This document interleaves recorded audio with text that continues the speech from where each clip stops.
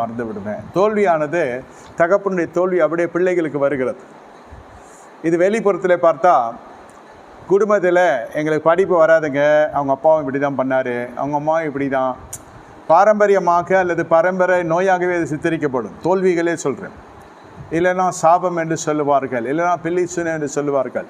தகப்பனுடைய வழிகளில் பின்தொடர்கிறத நீங்கள் கூர்ந்து கவனித்தீங்கன்னா, பொருளாதார நெருக்கமாக இருக்கட்டும், கடன் பிரச்சனையாக இருக்கட்டும், வியாதியாக இருக்கட்டும், அல்லது பாவ சிற்றங்களாக இருக்கட்டும், தகப்பன் எந்த வழியில் இருந்தாலும் அதே வழியில் மகன் வருவான், தாய் எந்த வழியில் வருகிறாலும் அதே வழியில் மகள் வருவான். எசேக்கியேல் 16 இதை நீங்கள் வாசிக்கலாம். இதற்கு நடுவில் வருகிறது தான் கர்த்தருடைய அக்கினியான வார்த்தை. தாய்க்கும் மகளுக்கும் நடுவில் அக்கினியை போட வந்தேன் என்று கர்த்தர் சொல்லுகிறார். ஏன் அதை எடுத்து சொல்லுகிறேன் என்று சொன்னால், உங்கள் முற்பிதாக்கள் ஒருவேளை எப்படி வேணால் இருக்கலாம், அது அவர்களுடைய வாழ்க்கை, அது அவர்களுடைய வழிகள். இன்று பூமியில் இருக்கலாம், இல்லாமலும் போயிருக்கலாம்.